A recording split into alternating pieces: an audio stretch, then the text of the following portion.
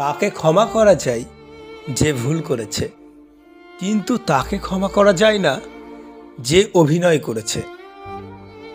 আমি তোমাকে অভিশাপ দেব না, কিন্তু আমি তোমাকে ছেড়েও দেব না, কারণ তুমি আমার সঙ্গে অভিনয় করেছো। আর তোমার অভিনয়টা এতটাই নিখুঁত ছিল যে আমি বুঝে উঠতেই পারিনি। যে তোমাকে ব্যথা দিয়েছে তাকে তুমি ব্যথা দিও না, বরং অপেক্ষা করো, দেখবে সে তার কর্মের ফল একদিন পাবে। আর যদি তোমার ভাগ্য ভালো হয় তাহলে সেটা তুমি নিজের চোখে দেখতে পাবে। এটা বাস্তব। সফলতা একদিনে আসে না, সফলতা আসে কঠোর পরিশ্রম ও চেষ্টার মাধ্যমে। তুমি যদি কোনো কাজের জন্য পরিশ্রম করতে পারো এবং তুমি যদি সত্যিই সেই জিনিসটা চাও এবং তুমি তার জন্য ত্যাগ করতে রাজি থাকো, তাহলে আমি বলবো তোমার সফলতা আর বেশি দূরে নয়, খুব কাছে, অতি নিকটে, শুধুমাত্র সময়ের অপেক্ষা। অহংকারী মূর্খ ব্যক্তির কাজের থেকে কথার পরিমাণ বেশি।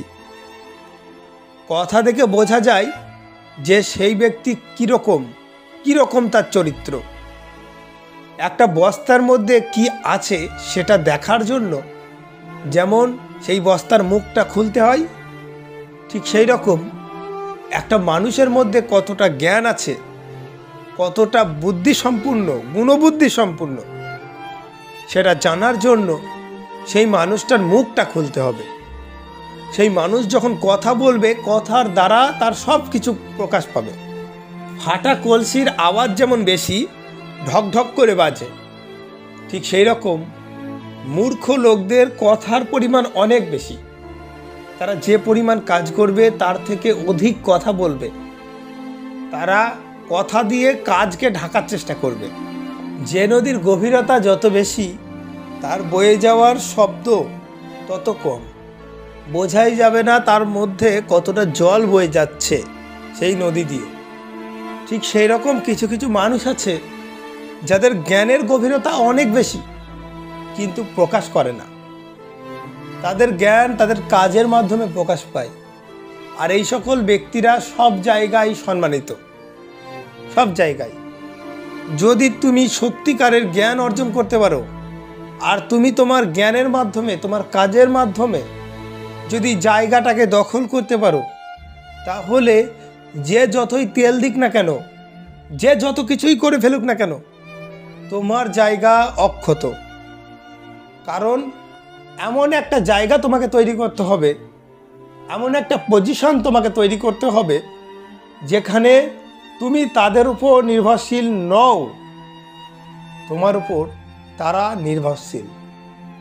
তারা তোমার ওপর ভিত্তি করে তাদের দেওয়ালগুলোকে গড়ে তুলবে। তাই তোমাকে সে ছাড়তে পারবে না, তোমাকে তারা ছাড়তে পারবে না। জ্ঞানী লোকদের আর একটা বিশেষ গুণ, তারা কখনো অহংকার করে না। কারণ তারা জানে এটা করার জন্য মূর্খ লোকরা বসে আছে।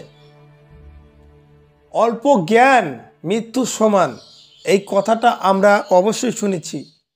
এই অল্প জ্ঞানী মানুষের সামনে যদি আপনি একবার পড়েন, তাহলে আপনাকে এমনভাবে বুঝিয়ে দেবে যে আপনি এতদিনে যা কিছু শিখেছিলেন সেই বিষয়ে সব ভুলে যাবেন। সব কিছু, যেন তারা সব কিছু জানে। একটা বই 100 বন্ধুর সমান, কিন্তু একটা বন্ধু গোটা একটা লাইব্রেরির সমান। যদি প্রকৃত বন্ধু হয় তাহলে সে তোমাকে কোনো দিন ছেড়ে যাবে না। বন্ধুর পরিচয় বিপদের দিনে। যেদিন তুমি বিপদে পড়বে, তোমার সত্যিকারের তাকে প্রয়োজন, সেদিন তুমি দেখবে যে কে তোমার কাছে আসলো, কে তোমার পাশে দাঁড়ালো আর কে তোমার পাশে দাঁড়ালো না, কে তোমার বিপদ দেখে ছলনা করে, অভিনয় করে সরে গেল। যে সকল মানুষরা তোমার বিপদের দিনে তোমার পাশে ছিল না, তাদেরকে কোনো দিনই প্রয়োজন নেই, কারণ তারা সুবিধাভোগী মানুষ। তোমার ভালো সময়ে তোমার কাছে থাকবে, যেই তোমার সময়ের অবনতি ঘটবে সেই মুহূর্তে তারা আবার দূরে সরে যাবে। এই সকল সুবিধাভোগী মানুষ তোমার আশেপাশে থাকা মানে জঞ্জালের সমান। তাই এই সকল মানুষের সঙ্গে থেকে বা এই সকল মানুষের সঙ্গে সম্পর্ক রেখে কোনো লাভ নেই। একবার ঠান্ডা মাথায় বসে বসে ভাবো যে হঠাৎ করে আজকে যদি তুমি না থাকো তাহলে কাদের কি এসে যায়।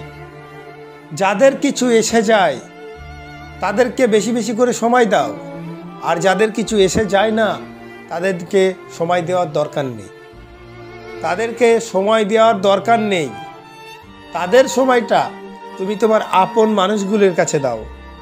হয়তো অনেক মানুষ তোমাকে অবহেলা করে, হয়তো অনেক মানুষের কাছে তোমার দাম নেই, হয়তো অনেক মানুষ তোমার উপর নির্ভরশীল নয়, তবে এমনও কিছু মানুষ আছে যারা তোমার উপর নির্ভরশীল। তোমার দাম তাদের কাছে অনেক। তাদেরকে সময় দাও। বেশি জনকে আঁকড়ে রাখার দরকার নেই। তুমি যতটুকু মানুষ তোমার আশেপাশে রয়েছে যারা তোমার উপর নির্ভরশীল তাদেরকে তুমি ভালোবাসো, আঁকড়ে ধরো। যদি তুমি মনে করো যে তুমি ঠিক, কিন্তু তোমার আশেপাশের মানুষরা তোমাকে কটু কথা বলছে, অপমান করছে, তাহলে তাদের কথায় কান দিও না। মনে রেখো, কোনো খেলায় দর্শকরা শোরগোল করে, খেলোয়াড় নয়। নিজেকে যোগ্য খেলোয়াড় হিসেবে গড়ে তোলো। আজকে যে তোমাকে অপমান করছে, যে তোমাকে দাম দিচ্ছে না, সমালোচনা করছে, যে যাই বলুক না কেন, তুমি যদি ঠিক থাকো, তুমি যদি নিজেকে গড়তে পারো, নিজেকে শক্তিশালী করে তুলতে পারো, তাহলে একদিন দেখবে তোমার নেতৃত্বে সবাই চলছে, সবাই তোমাকে অবলম্বন করছে, তোমার কথা শুনছে, তোমার দেখানো পথে চলছে। তার জন্য আগে তোমাকে ঠিক হতে হবে, তোমাকে নিজেকে গড়তে হবে। যেমন একটা গল্প আমরা শুনেছি অনেক আগে। একবার একটা মূর্তিকার পাহাড়ে গিয়েছিল। সে গিয়ে প্রথমে একটা পাথরের উপর ছেনি দিয়ে, হাতুড়ি দিয়ে জোরে আঘাত করে। পাথরটি তখন চেঁচিয়ে ওঠে, বলে, আমার তো প্রচণ্ড লাগছে। মূর্তিকার আবার মারতে থাকে, কিন্তু পাথরটি কান্না করতে থাকে, বলে, না না, আমাকে মেরো না, আমার প্রচণ্ড ব্যথা করছে, আমি সহ্য করতে পারছি না, আমাকে ছেড়ে দাও, দয়া করে আমাকে ছেড়ে দাও। তখন মূর্তিকার বলে, তুমি একটু কষ্ট সহ্য করো, দেখবে তোমার ভবিষ্যৎ অনেক ভালো হবে। পাথর বলে, দরকার নেই আমার ভবিষ্যতের ওই রকম, যেই ভবিষ্যৎ কষ্ট দেয়, আমি এইভাবেই ভালো আছি। তখন মূর্তিকার সেই পাথরটি ছেড়ে পাশে থাকা আরেকটি পাথরে আঘাত করতে থাকে। পাথরটি নীরবে চুপচাপ সহ্য করে যায়। মূর্তিকার একের পর এক আঘাত করে একটা সুন্দর মূর্তি তৈরি করে। সেই মূর্তিটাকে এবার একটা মন্দিরে প্রতিস্থাপন করা হয়। আর যেই পাথরটিকে প্রথম আঘাত করেছিল সেই পাথরটিকেও নিয়ে আসে সাথে। সেই পাথরটিকে মন্দিরের সামনের এক জায়গায় রাখা হয়, আর মূর্তিটিকে মন্দিরে দেবতারূপে প্রতিষ্ঠিত করা হয়। কিছুদিন পর থেকে সেই মন্দির চালু হয় এবং দলে দলে মানুষ সেখানে পূজা দিতে আসে। সবাই যখন পূজা দিতে আসে, সেই মূর্তিটিকে তখন দুধ দিয়ে স্নান করায়, পূজা দেয়, ফুল দেয়। আর যে পাথরটি সামনে রাখা ছিল সেই পাথরটির উপর নারকেলগুলো ফাটায়। পাথরটি তখন আস্তে আস্তে প্রত্যেক দিন আঘাত পেতেই থাকে। যেই পাথরটি একদিন কষ্ট পাবে বলে, আঘাত পাবে বলে তার মধ্যে কোনো পরিবর্তন আনতে দেয়নি, সেই পাথরটি আজকে প্রত্যেক দিন আঘাত পাচ্ছে। এই গল্পটি বলার এটাই উদ্দেশ্য যে আমরা যদি প্রথমত কষ্ট করি প্রথম জীবনে, তাহলে অবশ্যই সুখ আমাদের আসছে। আমরা যদি নিজেকে এমনভাবে গড়ে তুলতে পারি যে আমরা ভবিষ্যৎকে নিশ্চিত করছি, তাহলে আমাদের ভবিষ্যৎ নিশ্চিত এবং শক্তিশালী। আর যদি আমরা আজকের দিনটা আনন্দে কাটিয়ে দিই, কোনো কষ্ট অনুভব না করতে চাই, তাহলে আমাদের অবস্থা হবে সেই মন্দিরের সামনের পাথরটির মতো। ভবিষ্যতে পাথরটির উপর যেমন প্রত্যেক দিন নিয়মিত নারকেল ফাটানো হচ্ছিল এবং পাথরটি লাগছিল, কষ্ট পাচ্ছিল, সেই রকম ভবিষ্যতে আমাদের প্রত্যেকটা দিন কষ্ট পেতে হবে। প্রত্যেকটা দিন পাথরটির যেমন কিছু বলার নেই, আমাদেরও কিছু বলার থাকবে না, কারণ তখন আর উপায় নেই, আর কোনো রাস্তাও নেই। তাই আমাদের সময় থাকতে কাজ করতে হবে, সময় থাকতে নিজেকে গড়ে তুলতে হবে, একটু একটু করে, সামান্য সামান্য করে। বিন্দু বিন্দু করে সিন্ধু হয়, এই কথাটা আমরা অবশ্যই শুনেছি। তাই আমাদেরকে বিন্দু বিন্দু করে গড়ে তুলতে হবে। ছোট ছোট ভালো দিকগুলিকে গ্রহণ করতে হবে, ছোট ছোট খারাপ দিকগুলিকে ত্যাগ করতে হবে।